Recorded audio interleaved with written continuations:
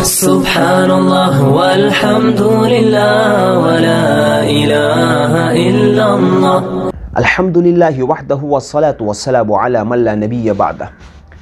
دوستو عزیز ساتھیو، آج کے اس ویڈیو میں ہم گفتگو کریں گے کہ شعبان کو شعبان کس وجہ سے کہا جاتا ہے اور شعبان کے مہینے کی کیا اہمیت ہے۔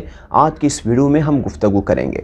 دوستو، شعبان کو شعبان اس وجہ سے کہا جاتا ہے کیونکہ شعبان جو لفظ ہے وہ شعیب سے مشتق ہے، جس کے معنی آتے ہیں پھیلنے کے، کیونکہ اس مہینے کے اندر رمضان کے لیے زیادہ مقدار کے اندر بھلائی پھیلتی ہے، لوگ گناہوں کو چھوڑ دیتے ہیں، اس لیے اس کو شعبان کہا جاتا ہے۔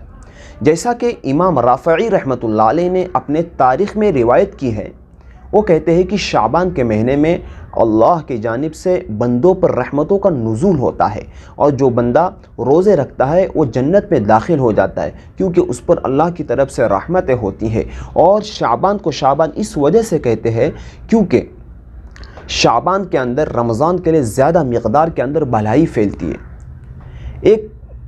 ایک اور روایت کے اندر حضرت سیدنا حضرت انس بن مالک رضی اللہ عنہ فرماتے ہیں، وہ کہتے ہیں کہ شعبان کا نام شعبان اس وجہ سے رکھا گیا ہے کیونکہ شعبان میں رمضان کے لیے زیادہ بھلائی پھیلتی ہے، اور رمضان کو رمضان اس وجہ سے کہتے ہیں کیونکہ وہ گناہوں کو جلا دیتا ہے۔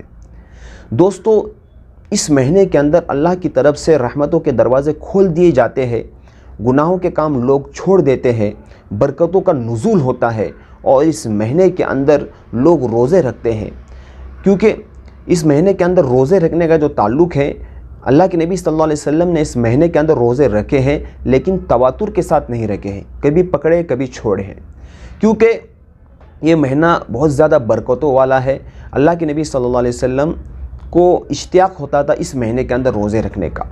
اسی طریقے سے سیدنا شیخ عبد القادر جیلانی رحمۃ اللہ علیہ فرماتے ہیں، شعبان کے اندر 5 حرف ہے، شین، عین، با، الف، نون۔ یہ 5 حرف کا مطلب کیا ہے؟ شین شرف سے ہے، عین علو یعنی بلندی سے ہے، اس کے بعد با ہے، با سے مراد بر یعنی نیکی سے ہے، الف سے مراد الفت ہے، اور نون سے مراد نور ہے۔ یہ 5 عطیے اس مہینے کے اندر اللہ رب العزت کی جانب سے بندوں کو عطا کر دیے جاتے ہیں۔ اور اسی طریقے سے وہ فرماتے ہیں، اللہ رب العزت کا ارشاد، وَرَبُّكَ يَخْلُقُ مَا يَشَاءُ وَيَخْتَارُ۔ اللہ رب العزت جس چیز کو چاہتا ہے پیدا فرماتا ہے، جس کو چاہتا ہے برگزیدہ بناتا ہے۔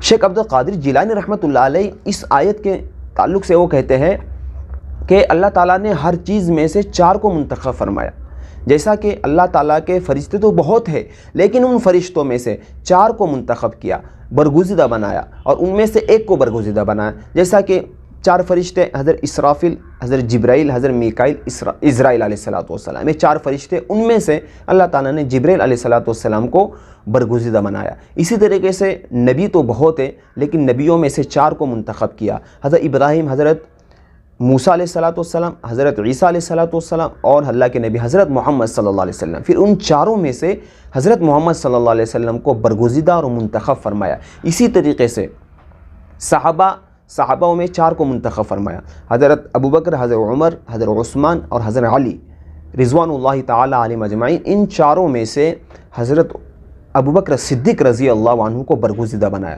اسی طریقے سے مساجد کے اندر مسجد حرام، مسجد نبوی، مسجد اقصی اور مسجد طور سینا، ان 4 مسجدوں میں سے مسجد حرام کو منتخب فرمایا اور اس کو برگزیدہ بنایا ان 4 کے اندر۔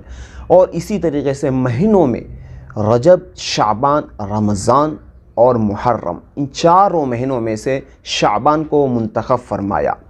اس کے منتخب فرمانے کی وجہ یہ ہے کہ اس مہینے کی جو نسبت ہے اللہ کے نبی صلی اللہ علیہ وسلم نے اپنے جانب فرمائی، یعنی اللہ کے نبی کا جو فرمان ہے، شعبان و شہری و رمضان و شہر اللہ، شعبان میرا مہینہ ہے اور رمضان اللہ رب العزت کا مہینہ ہے، چونکہ اس مہینے کی نسبت اللہ کے نبی صلی اللہ علیہ وسلم نے اپنے جانب کی ہے، اس وجہ سے اس مہینے کی اہمیت کے اندر اضافہ ہوتا ہے، کیونکہ جس چیز کی نسبت محبوب کی طرف کی جاتی ہے، اس چیز کی قدر و منزلت کے اندر، اس کے مرتبے کے اندر اضافہ ہوتا ہے۔ یہاں پہ 2 مثالیں دے کر سمجھاؤں گا۔ دوستو، ایک مثال تو یہ ہے کہ زید بن حارثہ، جو کہ اللہ کے نبی صلی اللہ علیہ وسلم کے غلام تھے، لیکن چونکہ نسبت اللہ کے نبی صلی اللہ علیہ وسلم کے جانب ہے، کس کے غلام ہیں؟ حضرت محمد صلی اللہ علیہ وسلم، جو کہ ہمارے سردار ہے۔ ہمارے سردار کے غلام ہونے کی وجہ سے ان کا مرتبہ سارے دنیا کے بادشاہوں سے بڑا ہوا ہے، ان کا درجہ بڑا ہوا ہے۔ اسی طریقے سے ایاز بھی ایک غلام تھا، لیکن وہ کس کا غلام تھا؟ وہ سلطان محمود غزنوی کا غلام تھا۔ سلطان محمود غزنوی جو کہ بہت بڑے فاتح اعظم تھے، اس لیے ایاز کا جو مقام و مرتبہ ہے دنیا کے تاریخ میں سب سے بڑا ہوا ہے، کیونکہ اس کی نسبت جو ہے سلطان محمود غزنوی کی جانب ہے۔ اسی طریقے سے شعبان کا جو مہینہ ہے، اس کی نسبت بھی اللہ کے نبی حضرت محمد صلی اللہ علیہ وسلم کی طرف ہے، کیونکہ اللہ کے نبی نے فرمایا کہ یہ شعبان میرا مہینہ ہے۔ اس وجہ سے اس مہینے کی فضیلت اور برکت کے اندر اضافہ ہوتا ہے، اس کے مرتبے کے اندر اضافہ ہوتا ہے۔